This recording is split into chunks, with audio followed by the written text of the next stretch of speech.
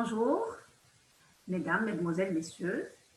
Je suis très ravie d'être aujourd'hui l'invitée d'un partenaire, Amidis Morocco, pour pouvoir partager avec sa communauté quelques ateliers. Alors aujourd'hui, j'ai le plaisir de partager avec vous un atelier sur une introduction sur l'entrepreneuriat social. Laissez-moi vous présenter qui je suis. Alors, je suis Nawal Bakri, consultante. Je dirige mon cabinet Debark Consulting et donc à mon actif plus de 20 ans d'expérience professionnelle dans le développement de projets.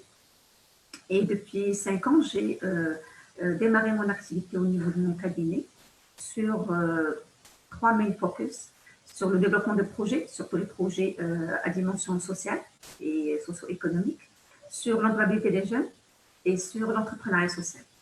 Et c'est qu'aujourd'hui, j'ai contribution et ma présence parmi les experts du ProVR de Amidis pour pouvoir partager avec la communauté quelques éléments de concepts et je dirais de thématiques qui pourront intéresser les Marocains, surtout en ces temps de crise où beaucoup de gens sont en train de réfléchir à concevoir de nouveaux projets, à développer de nouveaux concepts et à entreprendre et à prendre des initiatives pour pouvoir thématiques au pouvoir des nouvelles orientations professionnelles et personnelles.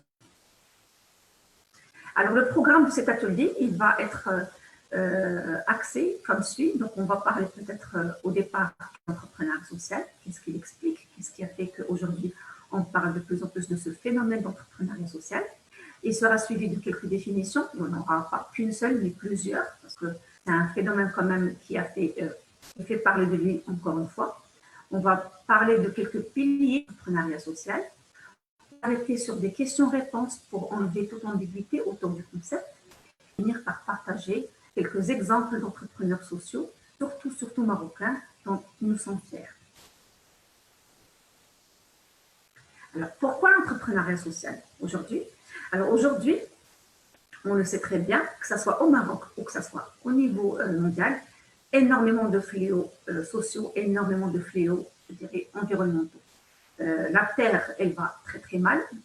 C'est ce qui explique aussi que l'ONU se sont retrouvés il y a quelques années pour décider des 17 objectifs de développement à l'horizon 2030.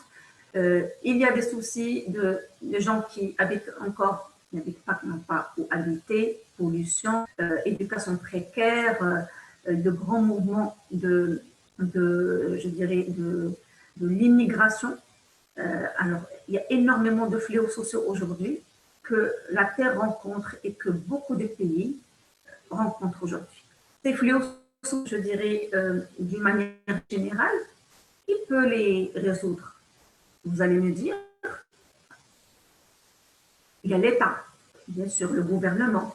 Nous avons des décideurs politiques qui sont là aussi pour mobiliser des ressources et l'expertise pour pouvoir régler ces problèmes. Il y a le secteur privé à travers les entreprises. Et il y a la société civile que nous connaissons, des associations qui militent pour différentes causes. Alors jusqu'à aujourd'hui, je dirais ces 4 acteurs, ils ont marqué la scène politique, la scène sociale, la scène entrepreneuriale au niveau de plusieurs pays. Ils essaient de trouver des solutions. Mais aujourd'hui, une limite a été relevée. On prend par exemple le souci du logement. Allez, nous avons des soucis de logement de personnes. L'État, qu'est-ce qu'il va faire? Il va faire des plans de logement. Il va construire des logements. Oui, pour pouvoir loger, mais ça va être des logements génériques, de la même taille, dans des zones, tout dépendra de l'investissement qui va être mis à l'intérieur. Mais qui pourra loger? Et si je veux un logement qui est à mon besoin à moi, et n'est pas ton besoin à toi, on ne pourra pas trouver des logements qui satisfont. Non, ça va être que du générique. L'État lance des projets, c'est des projets beaucoup plus génériques et généraux pour satisfaire des besoins, je dirais, de tout le monde, du grand public. Quand on parle du secteur privé, oui, et s'attaque aussi à la question du logement en construisant et en mettant en place énormément d'immobilier, mais là, encore une fois, il n'y a que les personnes qui ont besoin d'achat qui peuvent se prétendre à ces logements et les utiliser et en bénéficier. pour des personnes qui ont des besoins spécifiques ou qui ont du mal à accéder à ce logement et qui sont dans des environnements ou dans des espaces très très particuliers, ni l'État, ni le secteur privé ne peuvent les aider à résoudre cette problématique. Les ONG, oui, les ONG, ce qu'ils vont pouvoir faire, c'est lever des fonds et trouver de l'argent pour pouvoir peut-être payer un loyer ou deux, mais ce n'est pas suffisant. Et ce n'est pas ce que nous... Donc aujourd'hui, j'ai pris juste un exemple de logement, mais il y a encore plus d'exemples. Aujourd'hui, il y a des besoins, il y a des fléaux. Nous avons par exemple le problème de pollution, nous avons le problème d'environnement que nous souffrons, et on l'a vu aujourd'hui, on le sait très bien que, par exemple, nous avons énormément de problèmes pour circuler, pour respirer de l'air sain, pour avoir des prestations qui nous conviennent, nos moyens, et donc toutes ces problématiques-là, il y a de l'espace, il y a un vide à combler.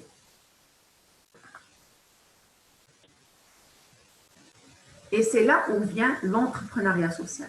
Donc l'entrepreneuriat social qui vient un peu au milieu de ces initiatives venant du secteur privé et venant des associations. C'est à peu près une forme qui prend un peu le meilleur de chaque acteur. Et on va voir une illustration. Un exemple, le secteur privé, un peu à gauche, on le sait, les entreprises classiques, leur, je dirais, résultat numéro un, c'est de l'argent. C'est générer de l'argent, générer du profit. Parce qu'il y a des actionnaires derrière qui attendent des dividendes.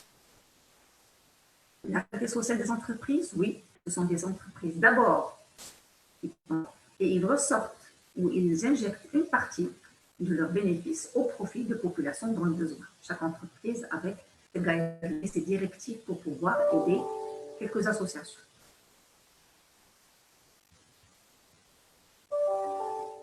Sur l'extrême droite, nous avons la partie association.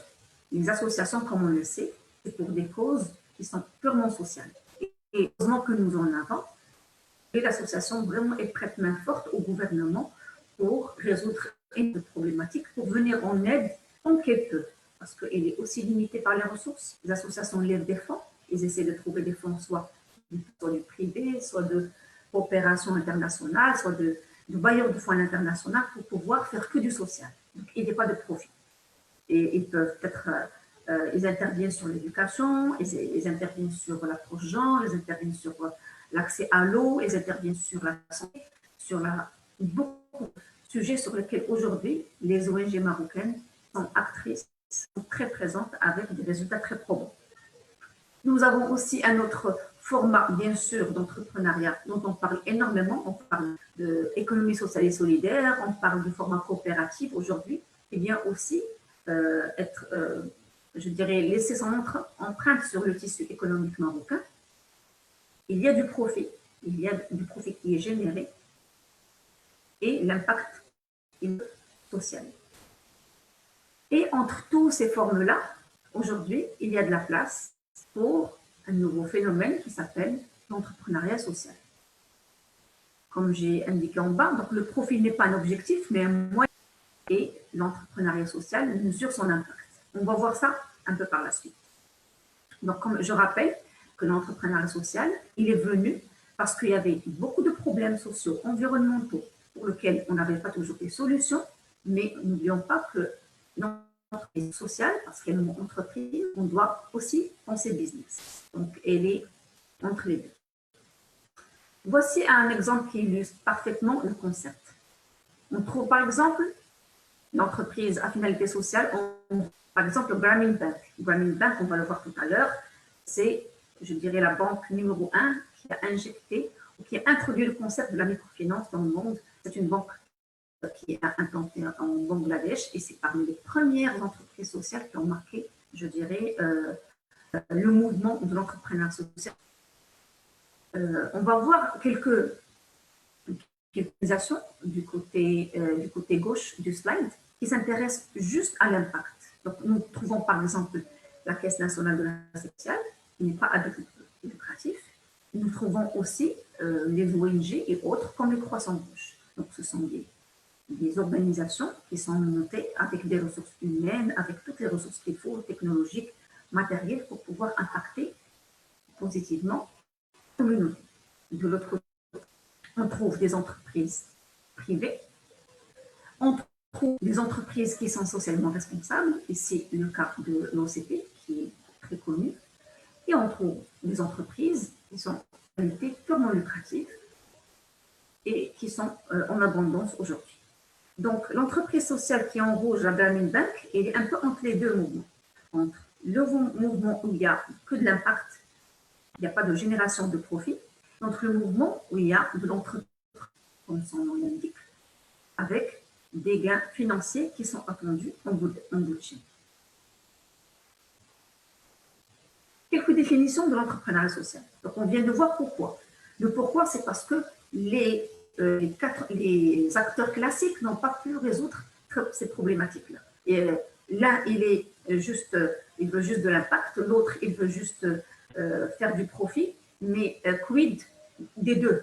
On veut bien aider notre prochain, résoudre des problématiques, mais on veut de l'impact social et environnemental, et tout en assurant une assise financière et un futur pour l'entreprise. Et c'est là où il y a la création du mouvement de l'entrepreneuriat social.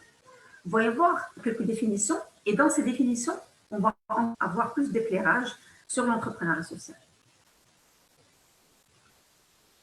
L'entrepreneuriat social, c'est la création de revenus par la vente de produits et services. C'est de l'entrepreneuriat. C'est normal. C'est la chaîne de valeur, elle marche comme pour n'importe quelle entreprise. On crée de la valeur, propose une valeur dans le marché, produits ou services, et qui vont être monnaie. Maintenant, le plus important dans le concept de l'entrepreneuriat social, c'est qu'il y ait un but social, culturel, environnemental derrière. Et la mesure d'efficacité de l'entreprise vient d'abord par la mesure de l'impact sur ces éléments-là, sur les buts de l'entreprise, avant d'aller sur l'impact financier.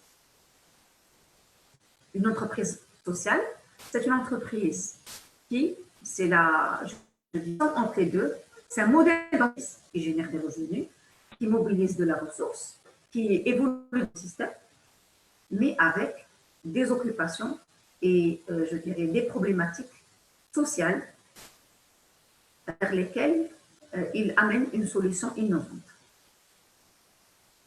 Alors, juste une petite figure qui présente un peu les différentes formes d'entrepreneuriat. Donc, nous avons des entreprises capitalistiques, nous avons des entreprises capitalistiques, mais un peu plus d'engagement, je dirais, social et environnemental. Et on a l'entrepreneuriat social aujourd'hui qui est le format pur de ce type d'initiative. Donc, les entrepreneurs classiques, ils recherchent un gain financier, c'est ce qu'on dit. Les entrepreneurs sociaux commencent par une mission sociale d'abord. Et les deux, ce sont des entrepreneurs. Donc, ce n'est pas une bande à part, ce sont des entrepreneurs, mais qui viennent avec cette particularité.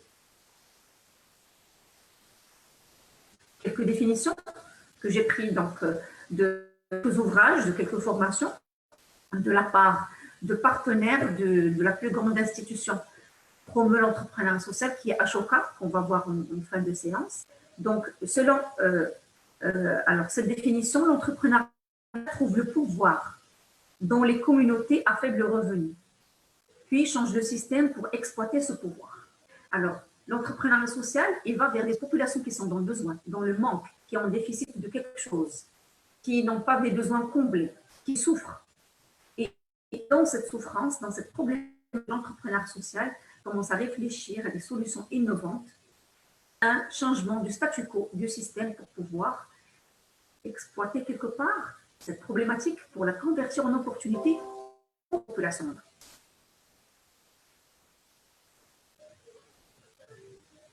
Une deuxième définition, l'entrepreneuriat social se porte bien, il poursuit un résultat social, mais le fait d'une manière qui s'appuie sur les pratiques commerciales et le sens des affaires. Donc, comme on l'a dit, ça l'entre en tout, mais il poursuit un social.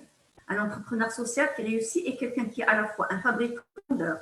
Ils peuvent non seulement concevoir une bonne idée et aider à la construire, mais aussi persuader les autres de la soutenir et de rejoindre leur communauté. Donc, ce sont des gens qui ont un grand pouvoir de persuasion parce qu'ils partent d'une problématique, ils identifient des besoins. Donc, comme tout entrepreneur, il fabrique, il produit un produit ou un service. Et aujourd'hui, ils essaient de convaincre un peu plus la communauté pour être embarqués avec eux, pour épouser leur cause ou leur objectif social, pour pouvoir les soutenir et être nombreux à répondre à ce besoin. Une autre définition, l'entrepreneuriat social utilise certaines des tactiques qui arrivent d'un entrepreneur pour conduire le changement social afin d'avoir un impact le plus évolutif possible. On va le voir parmi les piliers de l'entrepreneuriat, c'est d'avoir un impact évolutif et qu'il y ait de la scalability et le changement d'échelle de l'entreprise. Donc, toutes les, je dirais, tactiques, astuces, techniques de management de l'entreprise, ça c'est l'entrepreneuriat social. Bien sûr. Il y a aussi cet effet de changement, parce qu'il y a une théorie de changement sur laquelle s'appuie l'entrepreneur social pour avoir un impact qui évolue de plus en plus. Donc, l'entrepreneur social, ce n'est pas un mouvement, ce n'est pas un effet de mode pour que l'initiative s'arrête dans le temps, dans quelques mois, quelques années, non. Mais parmi les piliers de l'entrepreneur social, c'est aussi qu'il instaure cette dynamique dans le temps. Alors, maintenant, on va attaquer les piliers de l'entrepreneuriat social, comme on l'a dit, plusieurs piliers, plusieurs lectures. Moi, je les ai résumés en quelques piliers. Alors, d'abord, un entrepreneur social, c'est quelqu'un qui sait très bien comment un besoin social ou environnemental. Et je dirais, c'est une qualité, c'est une compétence à développer. Identifier un besoin social environnemental n'est pas facile. On va le voir à travers des exemples qui vont illustrer ça. Il y a des techniques. Identifier un besoin, ce n'est pas la partie, je dirais, apparente de l'iceberg. C'est s'intéresser, c'est poser des questions, c'est avec la population qui est en souffrance, c'est de se mettre quelque part à leur place. C'est beaucoup de questionnements qui amènent l'entrepreneur social à se poser des vraies questions et à identifier les facteurs et les causes qui peuvent émerger, je dirais, le phénomène qui est apparent. Parce que, comme on le sait, dans l'arbre à problème, nous avons déjà le phénomène qui est apparent, nous avons le problème et nous avons les causes. Donc, l'homme social, il va vers les causes pour aller les convertir en opportunités d'entreprise. Un deuxième pilier de l'entrepreneuriat social, c'est de proposer une solution innovante. Et c'est comme ça qu'aujourd'hui, on trouve qu'il y a des millions d'entrepreneurs sociaux dans le monde. C'est parce qu'ils ont cette particularité de ramener une solution innovante. Sinon, ça serait un peu comme les acteurs qu'on a vus, gouvernement, secteur privé et ONG. Eux, leur particularité, c'est parce qu'ils identifient comme il se doit la problématique, ils arrivent avec des solutions innovantes. Et ces solutions innovantes, il y a encore une fois beaucoup de travail dessus, et il y a des techniques, il y a de l'intelligence collective, des idées folles qui peuvent être mises à contribution pour pouvoir résoudre les problématiques autrement. Parce que sinon, la problématique, elle restera telle qu'elle est. Parce qu'apparemment, les acteurs classiques n'ont pas pu la résoudre. Et bien, l'entrepreneur social, il va venir avec cette idée innovante, nouvelle, pour pouvoir adresser cette pratique et pouvoir combler le besoin de cette population qui sont finalement ses bénéficiaires et ses clients. Et c'est comme ça que l'entrepreneur va pouvoir assurer une entreprise pérenne. Parce qu'il saura exactement qu'est-ce qu'il faut faire et il ramènera cette valeur ajoutée qui va être très importante. Un autre pilier de l'entrepreneuriat social, c'est être un acteur d'un changement du système. Ce sont des gens très courageux, ce sont des gens qui se bousculent le statu quo. C'est des gens avec ces solutions innovantes et viennent nous dire ce que vous faites, comment vous pensez, c'est classique, ça ne marche pas, ça ne donne pas de résultats. Nous, on vient aujourd'hui mener de nos pensées, mener de nos idées, on vient avec des solutions, avec des prototypes, on vient avec de l'innovation pour pouvoir changer le système, changer la façon de réfléchir, changer la façon de consommer, changer la façon avec laquelle on traite le problème et changer aussi notre comportement avec ces populations et avec cette problématique. Donc, ce sont des super-héros. Moi, j'ai conseillé des super-héros parce qu'ils ont eu quand même beaucoup de patience, beaucoup de travail, beaucoup de temps pour pouvoir ramener cette valeur ajoutée. Un autre pilier de l'entrepreneuriat social, c'est rechercher l'impact. Et comme je l'ai dit tout à l'heure, c'est parmi les KPI, les indicateurs de performance de l'entreprise, c'est l'impact social. Est-ce que ce qu'elle a fait en bout de chaîne, il a changé de cette population?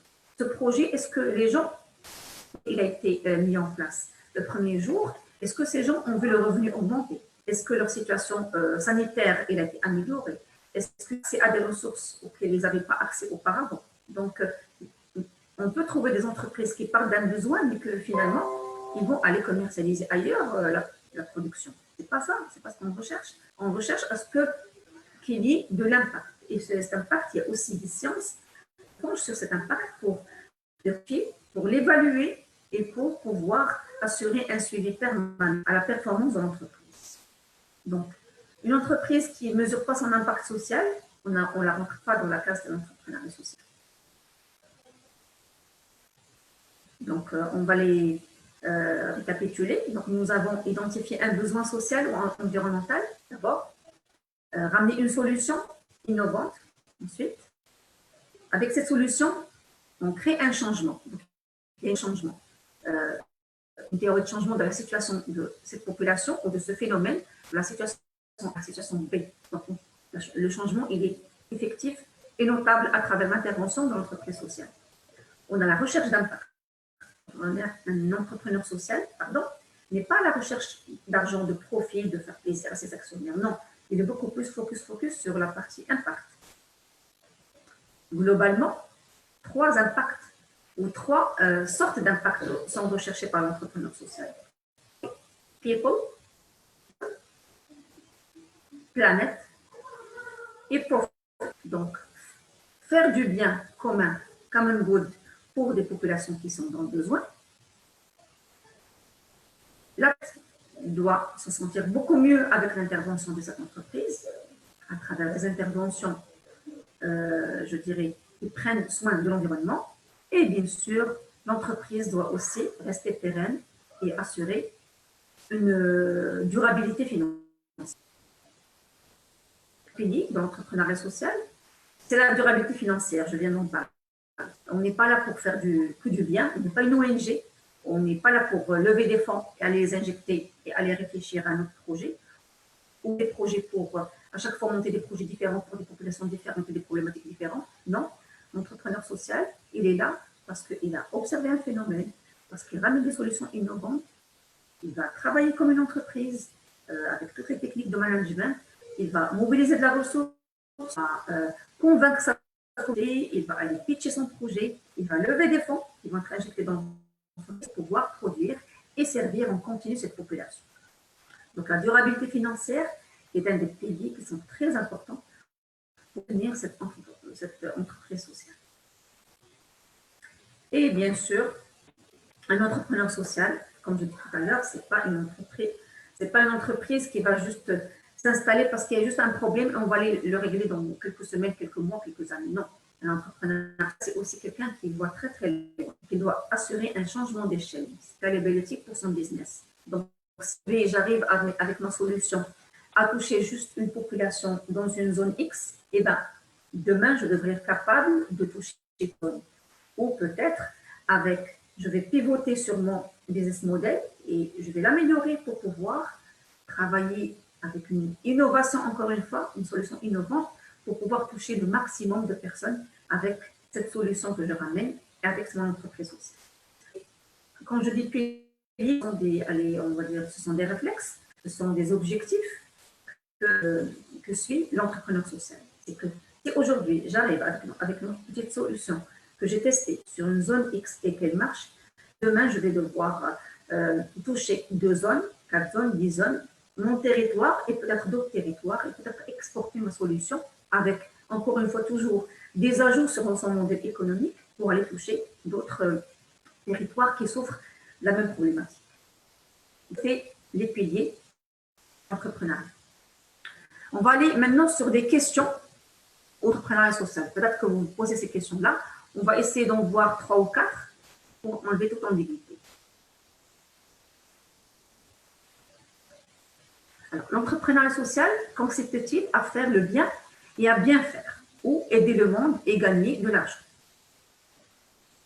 La réponse est non. L'entrepreneuriat social, c'est faire du bien. D'abord, comme j'ai dit, le critère numéro un, c'est l'impact social. C'est une solution innovante pour cette population qui est dans le besoin, ou cet environnement d'un problème. Donc, gagner de l'argent, ce n'est pas la priorité numéro un, ce n'est pas la distribution de dividendes. Faire fructifier les actionnaires, mais c'est beaucoup plus orienté, orienté humain, orienté population, orienté social. Une deuxième question.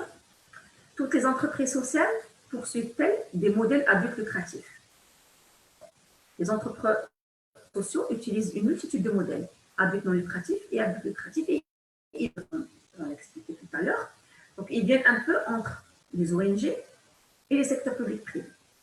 Donc, ils sont mais par les causes des ONG, parce que les ONG, ils vont vers des populations dans le besoin pour aller pallier à des problématiques sociales. Donc, beaucoup de territoires souffrent, mais avec un mindset d'entrepreneur, ils doivent penser à optimiser, à lever des fonds, à utiliser des ressources, à faire avancer la machine, à produire, à toujours produire des services pour la population, à se lier des partenaires, à réduire ses coûts, à générer du profit qui est généré dans la chaîne de valeur dans l'entreprise pour mieux servir les communautés. Une autre question.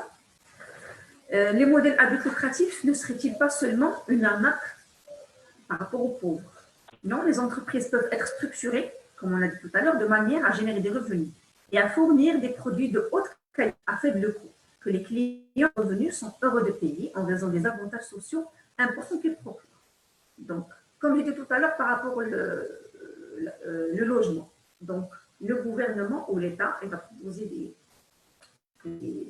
des programmes de logement génériques. Le secteur privé, il va ramener des projets de logement spécifiques, mais très très chers, non abordables. Pour une population qui a faible revenu, il ne peut pas, qui est spécifique et ne trouvera son bonheur ni chez l'un ni chez l'autre.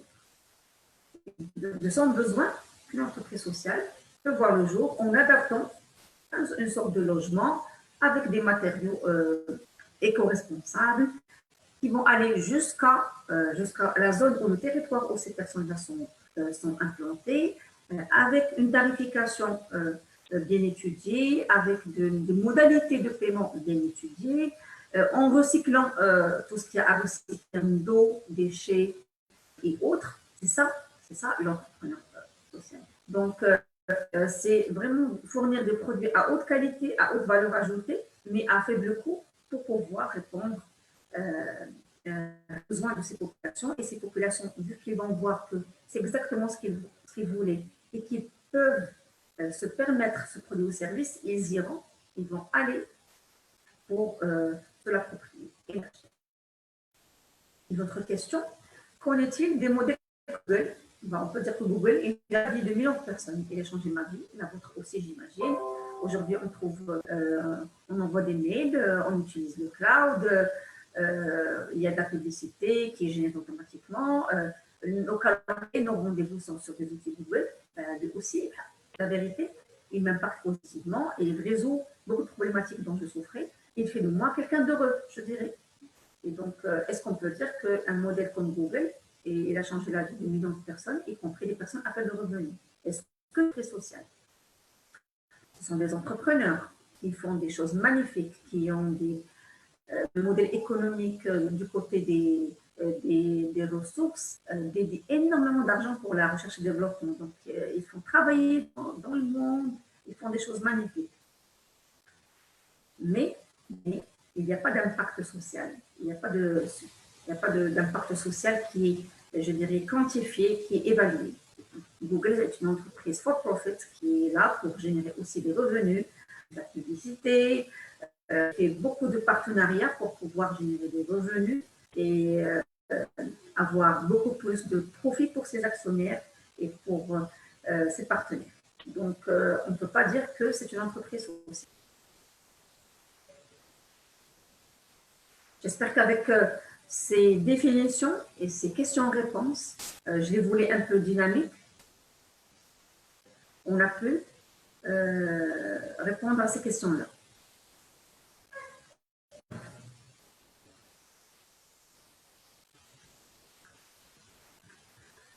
On va voir maintenant du côté des exemples de l'entrepreneuriat social. Quelques exemples dont le Maroc est fier. On va partir de quelques exemples étrangers, je pense que c'est un ou deux, et quelques exemples marocains.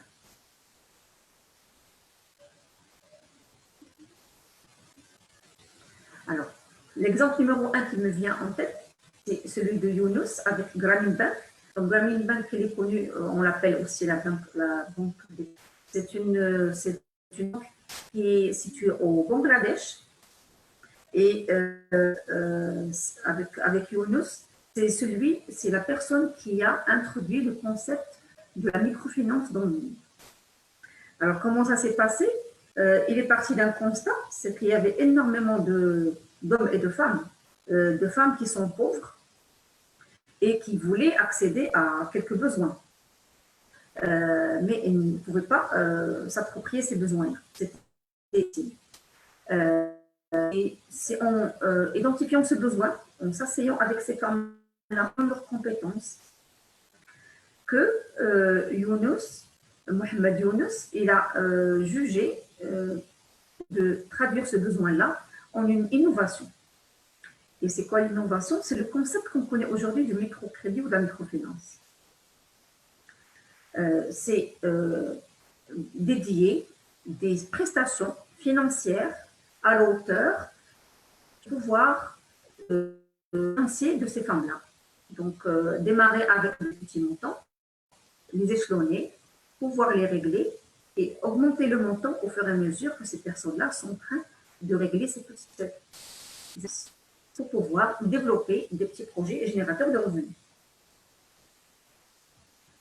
Aujourd'hui, la Grameen Bank, elle est connue dans le monde et elle preste pour quelque chose comme 8 millions d'individus parce que la Grameen Bank elle est internationale et a eu la confiance de millions de gens. D'ailleurs, Mohamed Younous, il a reçu aussi le prix Nobel pour cette innovation. Donc ça, c'est un exemple d'un besoin social, c'est un besoin social économique qui s'est traduit par une innovation. Et n'oublions pas que ça perdure dans le temps et que l'impact, il est jugé et il est suivi. L'impact, c'est par rapport à ça. Aujourd'hui, comme ça, leur pouvoir d'achat, combien de projets elles ont monté, combien elles ont pris en crédit, mais aussi combien elles ont pu rembourser. Et c'est comme ça qu'on pourra suivre l'impact social de cette entreprise. C'est une très belle histoire. Je vous encourage à aller faire des recherches sur la Grameen Bank et sur Mohamed Younous. Vraiment un modèle très inspirant. J'ai eu la chance de le voir live. Il était à Casablanca il y a quelques années pour donner une conférence, mais aussi pour signer des partenariats avec des organisations au Maroc pour lancer un projet d'entreprise sociale ici au Maroc. On va aller sur des exemples marocains. Et j'espère que les entrepreneurs que j'ai choisis, mais j'ai choisi, ce sont tous des amis pour lesquels j'ai énormément de respect, pour pouvoir se reconnaître. Donc, au pif, je prends Cuimer qui est gérée par la jeune Aya. Alors, Cuimer est une entreprise sociale, dans quelle mesure?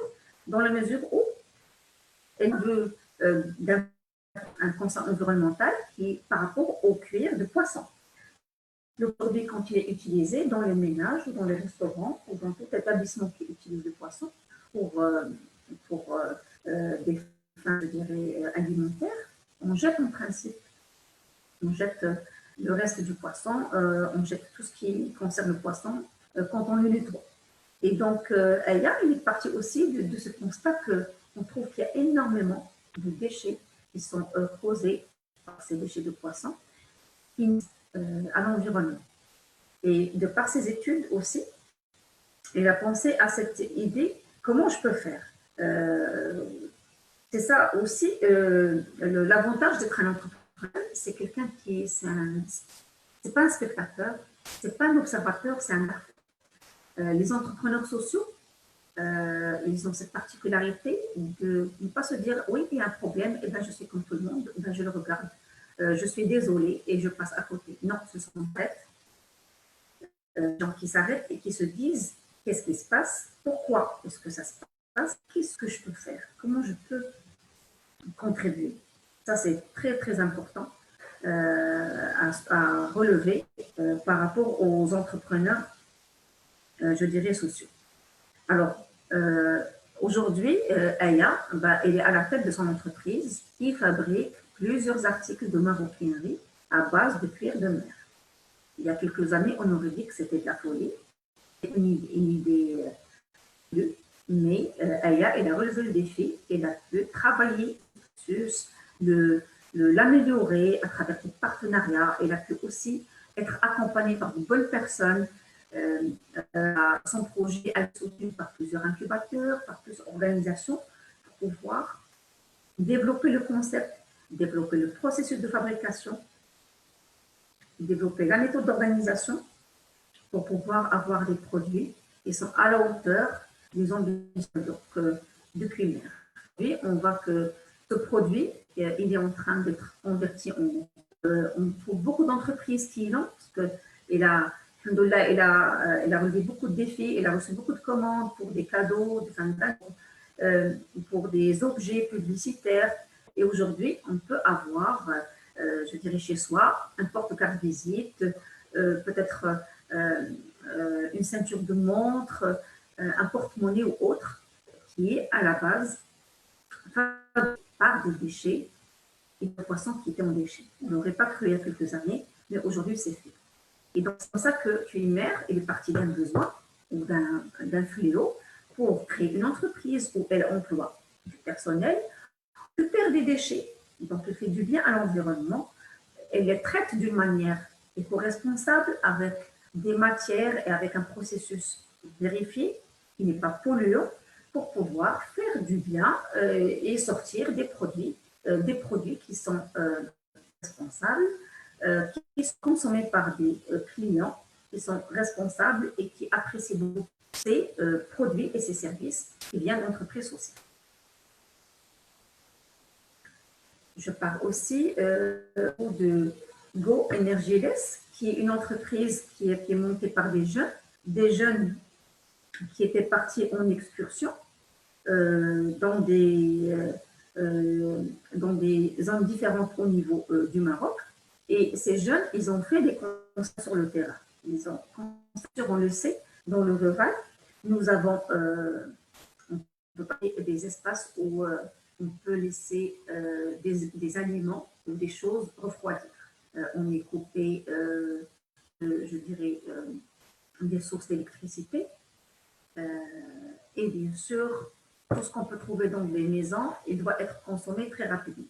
Elle avait aussi croisé des gens qui étaient très malades et qui avaient besoin d'injections de produits. Et ces produits-là, malheureusement, ne pouvaient pas être gardés dans la maison parce qu'il n'y avait pas d'espace pour refroidir et garder les éléments actifs de ces produits-là ou de ces médicaments-là dans les règles, je dirais, de l'hygiène. Et c'est comme ça que ces jeunes-là, ils ont pu réfléchir autrement, réfléchir d'une manière très intelligente pour créer ces espèces de vases ou ces espèces de réfrigérateurs éco-responsables. Ils sont partis de la terre pour pouvoir créer des mini-frigos qui sont adaptés à ces habitations, à la consommation de ces personnes-là pour pouvoir y mettre soit des aliments, soit des médicaments. Et comment ils ont construit aussi ces mini-frigos? Ils ne sont pas partis loin. Ils ont fait travailler des gens qui étaient dans la région, qui étaient des potiers.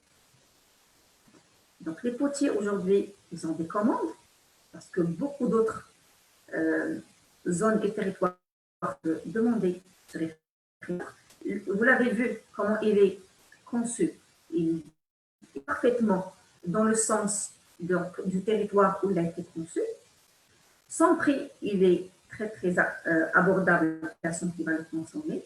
L'idée, elle est géniale et ingénieuse et ça sauve des vies puisque ces gens-là peuvent y mettre et y conserver des médicaments, des seringues, mais aussi quand ils font leur souk hebdomadaire, Nous savons très bien que les aliments peuvent être au bout de quelques jours.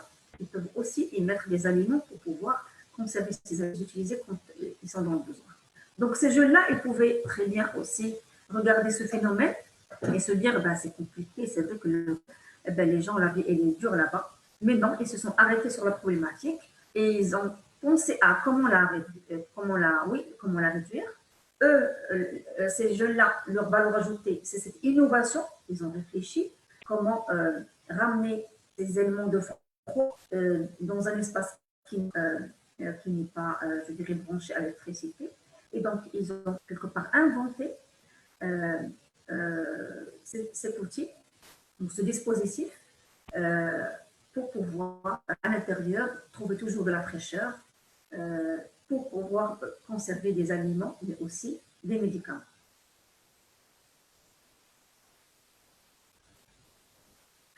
Alors, ce projet-là, Ashioto, le nom de son concepteur, c'est un jeune que j'ai eu la chance aussi de rencontrer il y a quelques années. Il était à Casablanca pour présenter son projet. Et bien, tout simplement, ce concept, il est venu de ce jeune-là qui est en Inde. On sait très bien que quand ils ont leur pèlerinage par rapport à leurs us et coutumes, ils sont des millions de gens à circuler dans les rues. Et c'est pas facile du tout quand on est des millions à circuler dans un jour. La circulation, les gens se bousculent, il y a des blessés, il y a des gens écrasés, des gens morts. Je répète, à chaque fois, il y a ces festivités et ces occasions cultes où ces personnes-là se retrouvent en. Donc, ce jeune-là, qu'est-ce qu'il a fait? Eh bien, avec son innovation, il a créé un système comme un espèce de podomètre qui est placé un peu en bas de ces ruelles-là, de ces boulevards-là. Tous ces éléments-là sont connectés sur, on va imaginer comme un grand port, pour donner des indications aux populations et aux agents de sécurité dans ces ruelles, pour leur dire où est-ce qu'il y a plus de gens dans des ruelles, où est-ce qu'il y a moins de gens pour pouvoir orienter les gens à aller dans des artères, dans des rues, dans des avenues où il y a moins de densité de population pour pouvoir fluidifier la circulation. Moi, quand j'ai vu cette idée, j'ai pensé automatiquement à la Mecque. On sait que c'est un endroit culte où il y a un nombre de gens dans la route, où il y a des bousculades. Chaque année, on entend beaucoup malheureusement, de soucis en termes de bousculade de gens dans ce lieu. Donc, c'est une innovation qui a permis de la circulation, mais aussi aux communautés de circuler d'une manière fluide, tout en pratiquant leur culte, en se basant sur ces technologies. Donc, la technologie, c'est l'innovation qu'a ramené le jeune qui pouvait très bien ne pas se soucier de la problématique, mais il était très proche de cette problématique. Il a vu comment passer, il a quantifié le nombre de personnes, je ne me rappelle plus des chiffres, mais c'était des chiffres faramineux, et qu'on a du mal à imaginer un nombre aussi grand de personnes-là circuler dans ce même. Donc, c'est ce genre d'initiative et d'innovation qui font de son entreprise une entreprise sociale, parce qu'elle sauve des vies finalement, elle aide la communauté et, je dirais, la ville à fluidifier la situation. Donc, c'est un impact social énorme. On a Kuhn qui est une design, qui est partenaire de Resource In, une entreprise sociale qui a vu le jour il y a quelques années. Partie d'une initiative au départ, c'est de collecter des bouchons de bouteilles, des bouchons qui sont en plastique, pour en faire des objets de valeur, comme on voit, de valeur design, décoration et autres. Donc, c'est un projet que j'ai suivi de près. Au départ, c'était des petits bibelots. Aujourd'hui, je n'ai pas mis toutes les images. On a du mobilier, on a des choses magnifiques qui sont créées par des hommes et des femmes qui travaillent dans ces ateliers pour convertir des objets, des déchets en plastique en produits qui ont une nouvelle valeur, qui peuvent nous aider, qui ramènent de la valeur ajoutée dans notre vie. Donc, on a des supports de lampes, on a des chaises, on a des petits bacs, on a la vaisselle. des supports pour bureau, tant de choses. Donc, la problématique, c'est quoi? La problématique, c'est une problématique environnementale d'abord. On voit bien qu'on consomme beaucoup de bouteilles en plastique, les bouchons de bouteilles sont jetés, et ça me renvoie automatiquement vers l'image des quelques compétitions que je fais, quelques petites courses. Exemple, le 15 km de Bouskoura, chaque année où j'ai l'occasion de participer, et ben, je suis à chaque fois effarée devant la quantité de bouteilles qui sont jetées. C'est vrai qu'il y a des agents qui sont dédiés pour ramasser tout ça, mais quand on le voit, on se dit, Dieu, tout ça, où est-ce qu'il part, comment on va le traiter? Et ben, c'est ce genre aussi de constats qui font que des entreprises sociales bougent et disent comment je peux convertir cette problématique-là environnementale en une opportunité de faire travailler du monde déjà et sortir des produits qui vont avoir une seconde vie et faire plaisir à des gens comme nous. Mamiam, qui est créée par ma chère amie. Mamiam, c'est une entreprise sociale et pour laquelle j'ai beaucoup d'affection parce qu'elle part d'un besoin vraiment social qui est la situation de femmes en détresse, de femmes qui sont dans des situations sociales très, très vulnérables, des femmes qui se sont retrouvées tout seules, avec des enfants à charge, avec de la famille à charge, qui ont des enfants à besoins spécifiques, qui sont veuves, qui ont des problématiques, je dirais, diverses et variées socialement. Et ces femmes-là, elles ont du potentiel. Qu'est-ce qu'on sait faire? Qu'est-ce qu'elles peuvent faire? Comment elles sont revenues? Ben, on sait bien qu'aujourd'hui, les Marocaines, elles sont connues par je dirais, leurs compétences culinaires. Donc, qu'est-ce qu'elle a fait? Elle a recruté, elle a monté bien sûr son projet, elle est partie chercher des partenaires, elle a trouvé de l'accompagnement auprès d'incubateurs, des bailleurs de fonds qui ont cru en son projet. Et elle a fait la candidature, elle a recruté des qui en veulent, qui veulent s'engager, qui ont des problématiques. Elle a sélectionné, et j'ai eu la chance aussi d'être dans le comité de sélection d'une première cohorte. Et ces femmes-là, aujourd'hui, elles suivent des formations de qualité, des formations techniques sur la pâtisserie, sur la cuisine et autres. Et aujourd'hui, Siham, elle a obtenu aussi un espace, un local où ces femmes-là exercent leur métier, produisent des plats, des gâteaux succulents et qui sont à la vente du grand public. Donc, tout un chacun est chez eux pour aller acheter une pâtisserie ou commander un plat. C'est excellent. Et ce projet-là, il est aussi à beaucoup de résultats probants parce que ce sont des femmes qui auparavant n'avaient pas de revenus. Ce sont des femmes qui ont beaucoup de problématiques sociales. J'avais vu rencontrer des femmes qui ont des enfants à besoins spécifiques. Et on sait très bien que ce n'est pas du tout évident donc d'être déjà mère avec des enfants à besoins spécifiques. Donc, avec cette opportunité, elle a pu sauver la vie, je dirais, et impacter plus de gens que ces femmes-là. Parce que quand ces femmes-là, elles travaillent, elles génèrent des revenus, et on le sait, la femme, quand elle génère des revenus, elle impacte positivement sa communauté, à travers ses enfants, à travers sa famille, à travers son environnement. Donc aujourd'hui, ces femmes-là, elles sont autonomes, elles ont des revenus, elles produisent, elles font aussi répondre à un besoin culinaire de nous, qui sont, Siham, elle est très jeune, elle pouvait très bien ne pas se soucier du sort de ces femmes-là, mais elle a comme pensé à ces femmes-là, elle a constaté ce problème-là, et elle s'est dit, il y a une opportunité quelque part. Donc, c'est en discutant avec elle, c'est en voyant l'environnement qu'elle a pu mobiliser des ressources, mobiliser des énergies, avoir un grand pouvoir de persuasion. Elle s'est battue depuis des années qu'elle monte ce projet. Et aujourd'hui, un espace, un beau local, Mamiam, où on peut acheter de femmes battantes qui ont voulu changer leur situation et générer le revenu et vivre dignement dans le...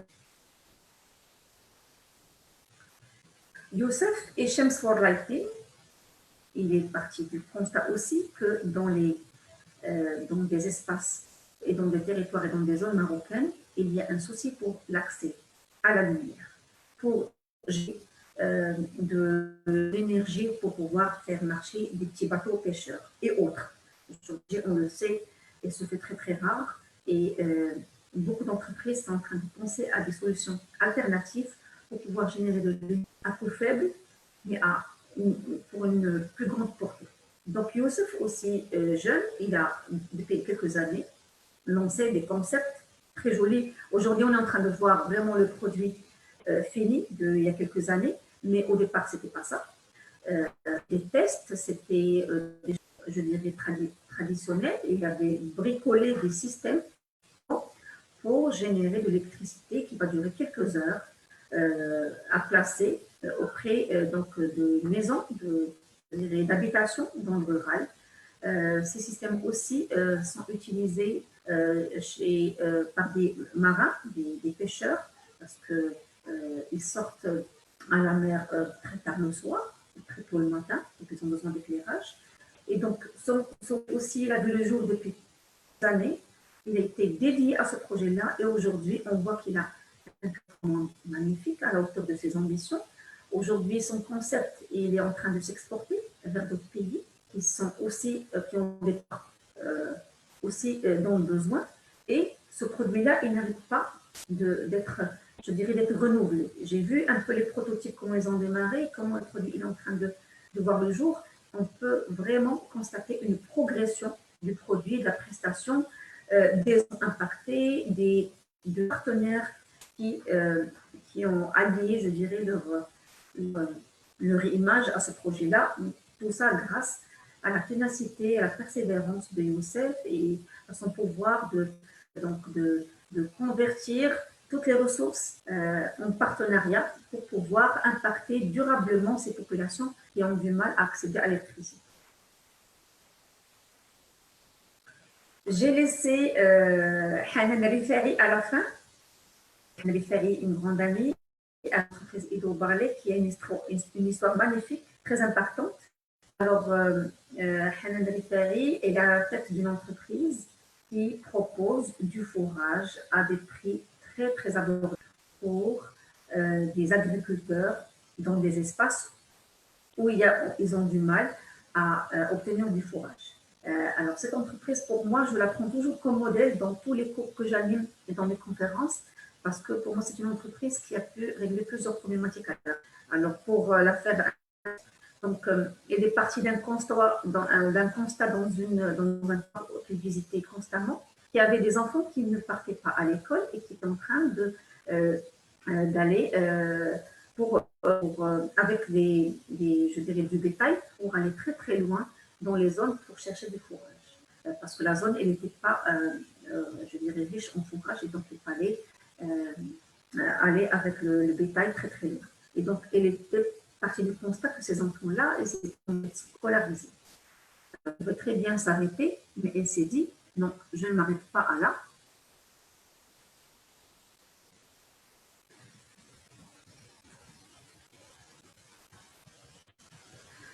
Arrêter à là, mais je vais aller demander qu'est-ce qui se passe. Elle est partie voir les parents et les parents lui ont dit que ces enfants-là, ils ne peuvent pas aller à l'école parce qu'ils doivent être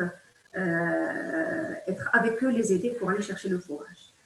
Donc ça fait mal au cœur à Hanan de que les écoles, que les enfants ne sont pas scolarisés et que deuxièmement, ces affaires-là, en l'absence de fourrage, ils ne peuvent pas vivre, ils ne peuvent pas avoir du bétail qui a de la valeur, ils ne peuvent pas produire du lait, ni vendre la viande, ni rien du tout. Donc plusieurs problématiques qui se posaient. Et donc, elle est revenue à Rabat, c'est là où il habite et là où il étudie, pour voir avec les amis comment ils peuvent faire. Je vous la fais courte, ils ont créé et développé une solution innovante pour garantir du fourrage avec la technique d'hydroponie. C'est du fourrage qui est hors sol, qui est cultivé des étagères avec un système bien verrouillé, donc d'éclairage, d'humidité, donc d'arrosage pour pouvoir garantir. Alors, ces fourrages-là, elle a démarré avec des petits tests sur des zones. Elle a pu offrir du fourrage avec des prix très réduits à ces agriculteurs qui ont pu avoir ce fourrage. Et du coup, ils ont pu libérer leurs enfants pour aller être scolarisés. Et aujourd'hui, Hydro-Barlet, elle touche plus de zones, sans qu'il est en train de changer pour être vraiment des formations packagés et des espaces packagés, donc technique hydroponique. Il y a plusieurs pays qui sont en train de demander à Hydrobarley je dirais, de couper le concept. Donc, l'entreprise, elle a pu régler une problématique de l'éducation des enfants, mais aussi une problématique économique de ces agriculteurs-là. Sans ce courage, ils n'allaient pas pouvoir vivre, générer des revenus et rester en vie avec leur population. Donc, avec cette dernière présentation de ce bel exemple de Hydrobarley, je mets fin, je dirais, à ce petit échange, à cet atelier, en vous disant, il est temps de créer du changement. Allez, soyons inspirés par ces modèles-là, parce que là, si on veut faire du changement, c'est l'occasion pour être, donc, pourquoi pas, être des social entrepreneurs, faire du changement, impacter positivement notre population et notre environnement, s'entourer, être soucieux par rapport à l'impact social que nous pouvons générer pour pouvoir impacter notre prochain. Je vous remercie infiniment pour votre attention. J'espère qu'à travers cet atelier, j'ai pu un peu intéresser les esprits autour de ce concept-là, répondre à quelques interrogations et puis vous donner aussi l'envie de prendre des initiatives et pourquoi pas devenir demain un entrepreneur social.